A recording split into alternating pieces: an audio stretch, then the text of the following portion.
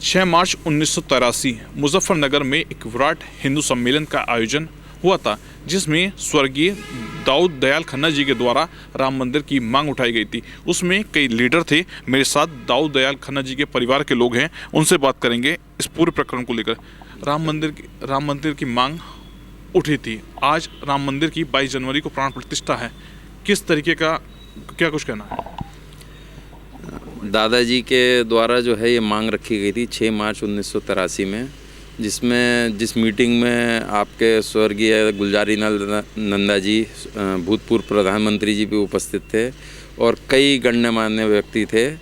और इस मीटिंग के बाद जो है दूसरी मीटिंग दिल्ली में हुई थी, उसमें भी ये मांग रखी गई। उसके बाद जो है अशोक सिंघल जी, विश्व हिंदू परिषद, आरएसएस वगैरह सब इससे जुड़े और उसके बाद जो है धीरे धीरे सब ये मांग बढ़ती चली गई देश में और उनका सपना आज साकार होने पे वो है, पूरा हो रहा है। राम मंदिर का निमंत्रण भी मिला है जी। उसका जो कार्ड है, उसकी बुकलेट पर आपके दादाजी का पिक्चर है और उनके बारे में, पूरे संघर्ष के बारे में सब कुछ डिटेल में है। कैसा संघर्ष रहा, कितनी समस्याओं का सामना करना पड़ा?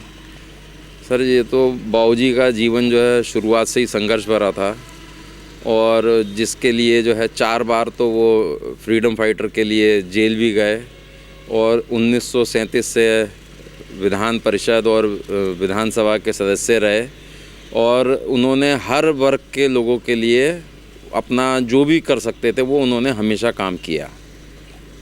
किस तरीके से ये मांग उठी थी? सबसे पहले क्या था पूरी? दादाजी जैसे बताते थे हमें कि एक रात को स्वप्न में श्री राम भगवान प्रभु आए, बोले भाई मेरे लिए क्या कर रहे हो तुम, मैं जेल में बंद हूँ। तो फिर उसके बाद जो है थोड़ा विचलित हुए, फिर उन्होंने घर में बताया, फिर और अपने साथियों के संग डिस्कस किया होगा और वो जो है फिर उसके बाद जो है इन्होंने अपनी पत्राचार विभिन्न स्तरों पे शुरू किया और जो है ये मुजफ्फरनगर में इसकी उन्होंने वो रखी सुझाव। फिर साथ मिलता चला गया, पूरी उन्होंने हर उस पे स्तर पे अपने स्तर से जो भी हो सकता था तन मन धन से वो इसमें लग गए और उन्हें जैसे कुछ सूझा ही नहीं। उन्होंने 3 मांग रखी थी, क्या कहते हैं, राम मंदिर की, काशी की और मथुरा की। अब देखिए आज एक पूरी हो रही है, अब बाकी कब की होगी ये सब ऊपर प्रभु की इच्छा जैसी होगी।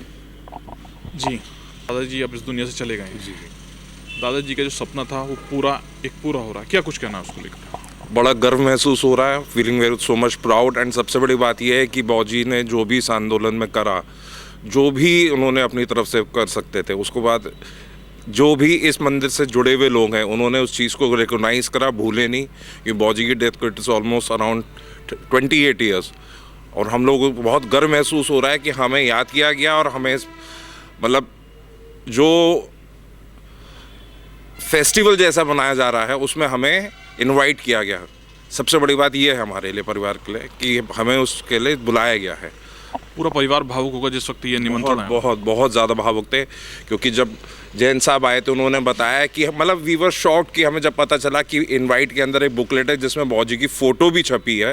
तो it's a very proud moment for entire family कि हाँ भाई, बाबूजी आज हम उस परिवार से बिलोंग कर रहे हैं कि जिस परिवार ने इस आंदोलन की नींव रखी थी और हम लोगों को बिल्कुल उम्मीद भी नहीं थी कि इस तरीके से रिकॉग्नाइजेशन मिलेगा। लेकिन we are so happy with all the people who are behind this effort कि उन्होंने इस चीज़ को याद रखा और हमें इसके लिए इनवाइट भेजा गया।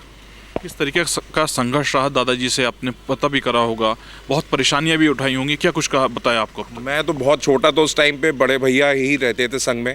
तो हम लोग तो जब ये आंदोलन शुरू हुआ तो मैं मुश्किल से 4-5 साल का था।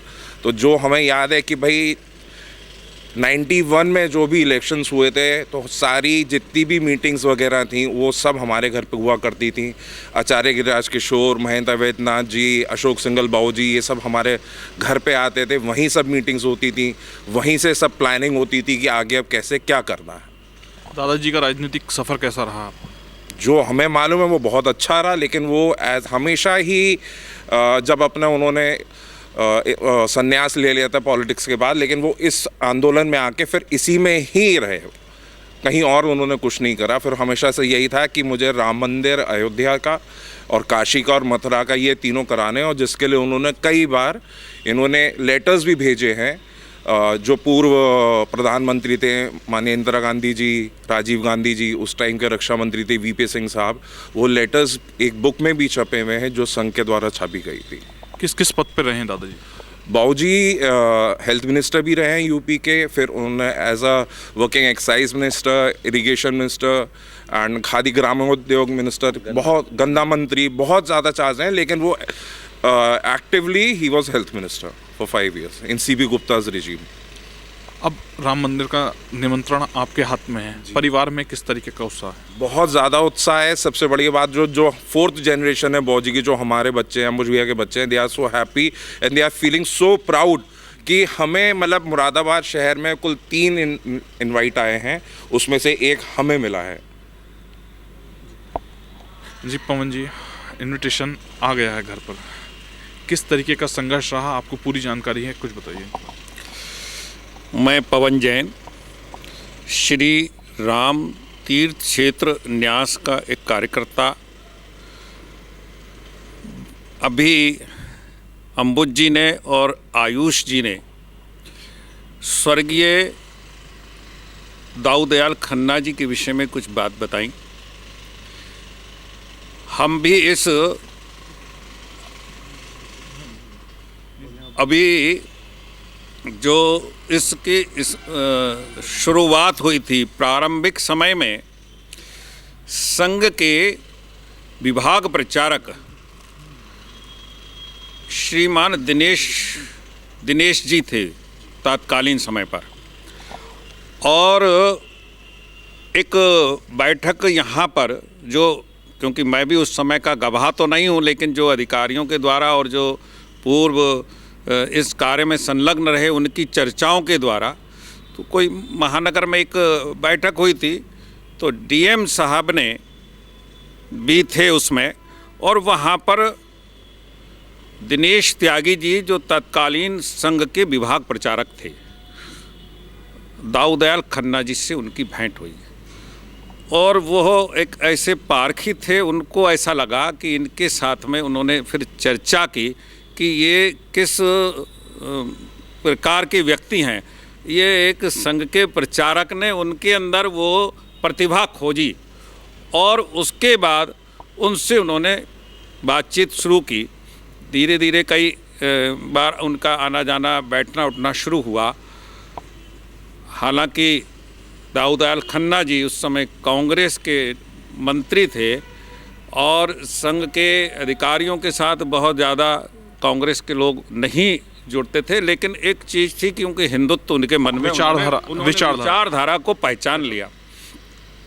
जैसा कि अभी अंबुज जी ने भी बताया कि एक मुजफ्फरनगर में एक विराट सम्मेलन हुआ, वहाँ पर इसकी पहली नींव, मतलब सबसे पहला वहाँ से अंकुर फूटा, ये समझिएगा। उसके बाद में एक बड़ा सम्मेलन अमरोहा में हुआ, और वो अमरोहा में जो सम्मेलन हुआ, वहाँ पर इसकी चर्चा जो है पूरे देश में तब जा पाई, और वहाँ पर अयोध्या, काशी और मथुरा की बातचीत हुई। मैं भी आरएसएस से जुड़ा हुआ हूँ। सन 77 से मैं पहली बार संघ का स्वयंसेवक बना, तब हमारे पहले विभाग प्रचारक आदरणीय दिनेश जी ही थे।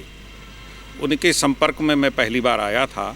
मूल निवासी मैं बहजोई का हूँ, जो उस समय मुरादाबाद ज़िले का ही एक भाग था। अमरोहा भी मुरादाबाद ज़िले का ही भाग था। तो ये वहाँ से एक शुरू हुआ, और जब किसी चीज़, क्योंकि जो नींव के पत्थर होते हैं वो किसी को दिखाई नहीं देते, और जो बड़ी इमारत होती है वो दिखाई देती है। आज जो सब लोग, बहुत लोग इस आंदोलन में जुड़े, पूरे मुरादाबाद क्या पूरे देश के लोग जुड़े।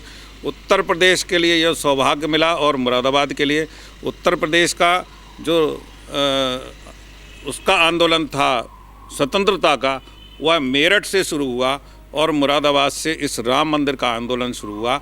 इसके लिए हमारा पूरा क्षेत्र, हमारा ज़िला, हमारे आसपास सब लोग, इवन पूरा उत्तर प्रदेश बहुत गौरवान्वित महसूस करता है, और इसके लिए एक उत्साह अलग है यहाँ पर इस मंदिर की जो 22 तारीख को प्राण प्रतिष्ठा होने जा रही है, उसके अंदर पूरा मुरादाबाद राममय और इतनी बड़ी दिवाली होगी जो हमने अपनी सामान्य दिवाली से भी कई गुना वो ज़्यादा उत्साहित होगी। जी, अगर बात करें स्वर्गीय दाऊद दयाल खन्ना जी के बारे में, तो उनका जो सपना था वो 22 जनवरी में पूरा हो रहा है। क्या कुछ कहना है इस पूरे सपने को लेकर? क्या आपने उनके साथ रहे हैं, बहुत कुछ सीखा भी है दादाजी से, क्या कुछ कहना है? दादाजी का सपना आज पूरा हो रहा है और मुझे बड़ी खुशी हो रही है कि ये इस तरीके से पूरा हो रहा है, और जिसके पूरा होने पे आप समझ लीजिए देश नहीं विदेशों में भी बिल्कुल एक जुटता दिखाई जा रही है और बहुत उत्साह है, हर वर्ग के लोगों में उत्साह है। और चाहे कोई भी, मैं समझता हूँ कि कोई भी धर्म का हो, ये समझते हैं कि जो चीज़ सही है वो होनी चाहिए। अब बाकी जो है देखिए भैया, ऊपर प्रभु की इच्छा है, 2 चीज़ों की और जो चल रही है काशी और मथुरा की, वो कब पूरी होती है, उम्मीद है कि वो भी जल्द पूरी होगी। मेरे साथ मुरादाबाद जनपद में स्वर्गीय दाऊद दयाल खन्ना जी के परिवार के लोग थे, जिनसे उनके संघर्ष को लेकर बात की है। शारिक सिद्दीकी, TV9 मुरादाबाद।